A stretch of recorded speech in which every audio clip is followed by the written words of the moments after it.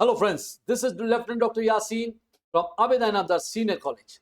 Now we are going to have a very important part, that is the biomolecules, the very important part, that is the proteins.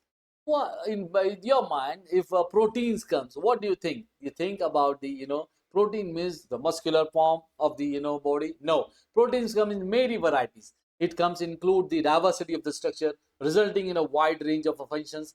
Proteins account for more than 50% of the dry mass of the most cells. The protein's functions include structural support, storage, transport, cellular communications, movement, and defense against the foreign substances. This is the very important factor of the proteins. What is the enzymatic proteins? The function of the enzymatic proteins is selective acceleration of a chemical reaction. Now you can see the example, digestive enzymes, which catalyze and hydrolyze of the bonds in the food molecules that give you the enzymatic action. What are the storage of proteins? The function of the storage of the amino acid is the example is Zizine, the protein, the casein, the protein of the milk is the major source of the amino acid. You can see for the baby mammals, the plants have a storage proteins in their feeds, seeds. Oh, the oval beam is the protein of the egg white. Use an amino acid source for the developing embryo. You can see the oval beam and it's converted to the amino acids for the embryo.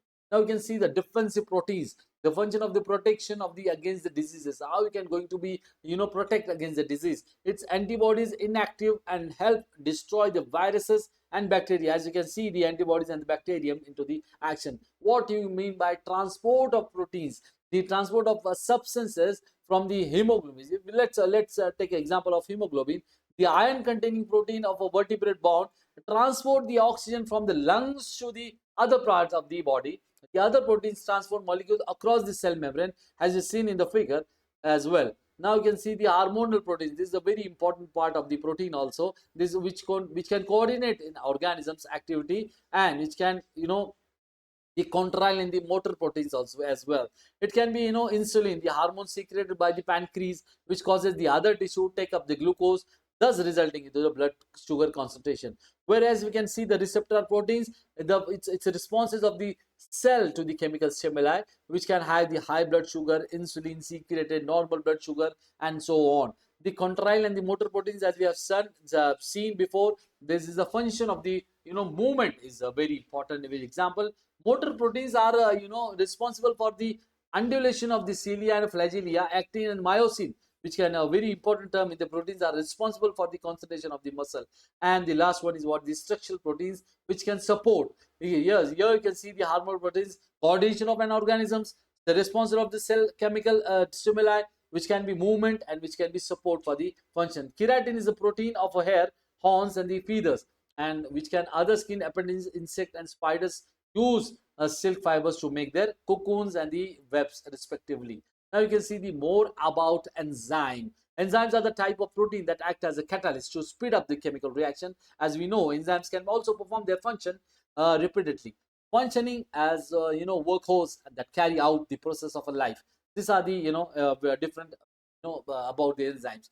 Now you can see the amino acids, another monomer we have seen before also how it's going to be act. Amino acids to be. Now you can see the polypeptide are unbranched polymers built from the same 20 amino acids. See, you can see the protein, a biological functional molecule that consists of one or more polypeptides in the structure. You can see the structure as well.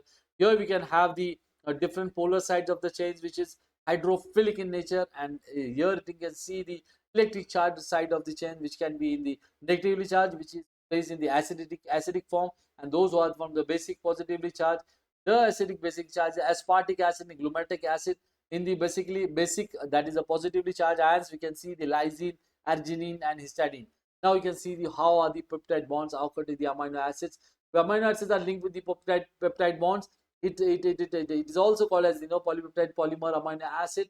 Polypeptides range in the length from the few to more than the thousands of monomers. Like each polypeptide has a unique linear sequences of amino acids with carboxylic and the N amino acid, that is the peptide bond. You can see the bonds of the amino terminals and the carboxyl terminals, which can be the NH2 and the C double bond OH. These are the dehydration peptide bonds. You see these are the dehydration reaction is taking place, and you're going to be happen. These are the new peptide bond forming, which can be amino end, and the peptide bond leakages, which give you the carboxylic end as well.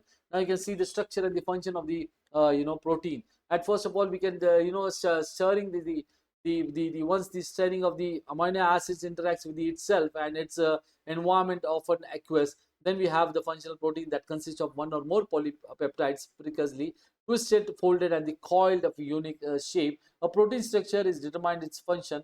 You can see the structure in the four levels. One is the primary, secondary, tertiary, and quaternary.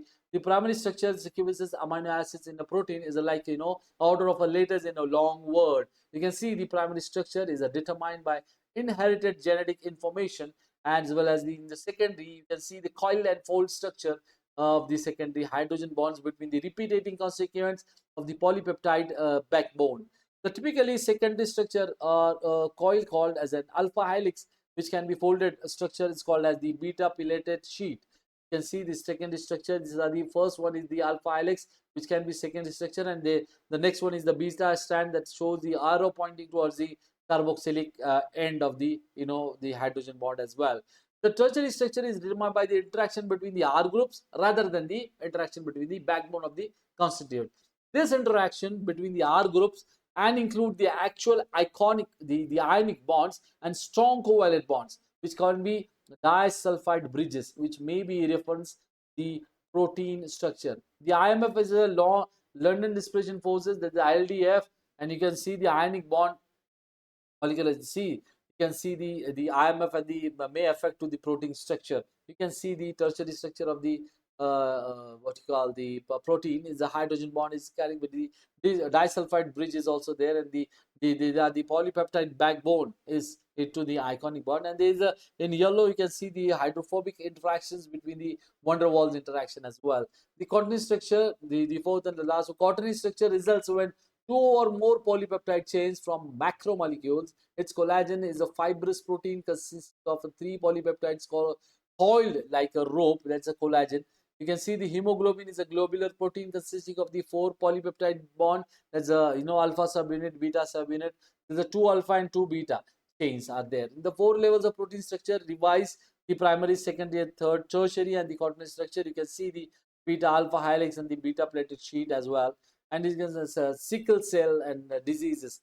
You can know you know this sickle cell disease in the generation is going to be increased in day by day. The formation of the sickle cell disease blood cells into the human bodies is now is going to be happen in vigorously very oftenly. A slight change in the primary structure can affect the protein structure and the ability to function. There's a sickle cell disease and inherited the blood disorder which results from the single amino acid substitution in the protein hemoglobin. That's the normal blood cells and the sickle cell blood cells. You can see the change in the primary structure.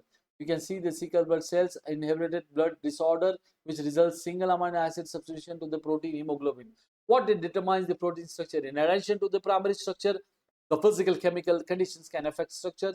Alteration in the pH, salt concentration, temperature, and the other environmental factors as well can cause the protein to unravel. The loss of the protein native structure is called the denaturation. We can ask for the examination. In examination, this can be asked for the 2 marks. What is the denaturation process? The nature denaturated protein is a biologically inactive protein. It's a see the denatured breakdowns of the disparate IMFs. You can see the normal protein how it's going to be denaturation and the denaturation. And denatured protein is going to be is very importantly. So now we can see the structure of the proteins, and the last phase of the biomolecule is nothing but the carbohydrates. Carbohydrates is going to happen. We know the carbohydrate fuel and the building materials. The carbohydrates include sugar and the polymers of the sugar. The simplest simplest form of the carbohydrates are monosaccharides and single sugars. Carbohydrates are macromolecules and polysaccharides, polymers, and composed of many sugar building blocks. We can go for the sugar, how is going to be location in the carbonyl group, and aldose and the keto sugar, the number of carbons in the carbon scales. You can see the structure of the different carbohydrates, aldose and triose and glyceraldehyde and dioxy ribose and the ribose, the aldose sugar. These are the too often drawn the monosaccharide serves as a major fuel or a cells for as raw material for building molecules. You can see the different structure of the carbohydrates. The covalent bond is called as the glycosidic leakages. This is the very important factor of the molecules, biomolecules, that is the carbohydrates. And you can see the different structure. Now I'm going to represent it. We'll see in the next lecture how is carbohydrates going to be classified, how is going to be act. This is the end of our slide, and maybe you like this. If you have any question, please give me the message box, and I'll be answer as well. Thank you so much for patient listening. Thank you so much. God bless you.